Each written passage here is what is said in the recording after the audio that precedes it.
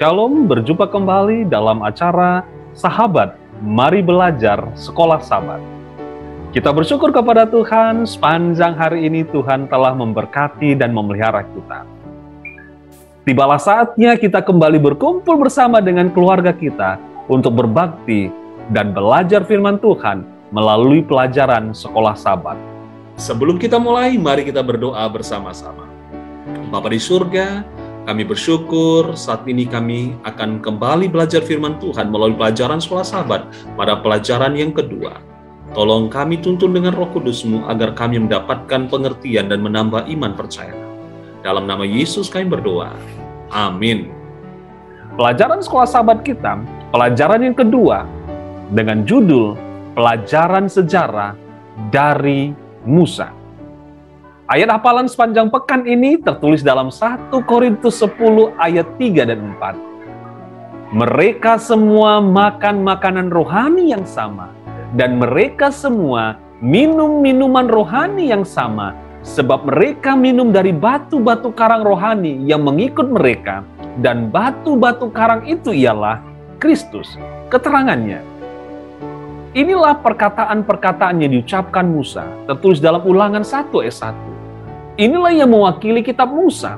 Dan meskipun benar bahwa Musa dan keberadaannya mendominasi kitab ini, dari bagian pembukaan ini sampai kepada kematiannya di tanah Moab yang dicatat dalam Ulangan 34 ayat 5, kitab Ulangan atau sama seperti keseluruhan Alkitab benar-benar adalah tentang Tuhan Yesus. Karena Dialah yang menciptakan kita. Tertulis dalam Kejadian 1 ayat 2 dan Yohanes 1 ayat 1 sampai 3. Dialah yang menopang kita. Tertulis dalam Kolose 1 ayat 15 sampai 17, Ibrani pasal 1 ayat 3. Dan menebus kita. Tertulis dalam Yesaya 41 ayat 4 dan Titus 2 ayat 14. Dan dalam arti yang lebih luas, kitab Ulangan menyatakan bagaimana Allah terus menciptakan, menopang, dan menebus umatnya pada saat-saat yang sangat penting dalam sejarah keselamatan.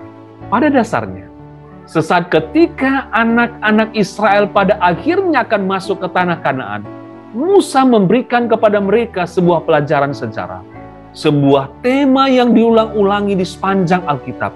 Ingatlah apa yang Tuhan telah lakukan kepadamu di masa lampau. Nasihat ini seharusnya mengartikan sesuatu bagi kita, yaitu kita yang sedang berada di perbatasan dari tanah perjanjian yang lebih baik. Dalam buku Life's Cases halaman 196, dituliskan, dalam melihat kembali sejarah masa lalu kita, dan setelah menempuh perjalanan dengan setiap langkah maju, sehingga boleh berada pada keadaan kita saat ini, saya dipenuhi dengan kekaguman dan dengan keyakinan dalam Kristus sebagai pemimpin kita. Kita tidak perlu takut terhadap masa depan kecuali kalau kita melupakan cara Tuhan yang telah menuntun kita dan pengajarannya dalam sejarah masa lalu kita. Saudaraku yang diberkati oleh Tuhan, sangat menarik pelajaran Sekolah Sabat kita pada pekan ini.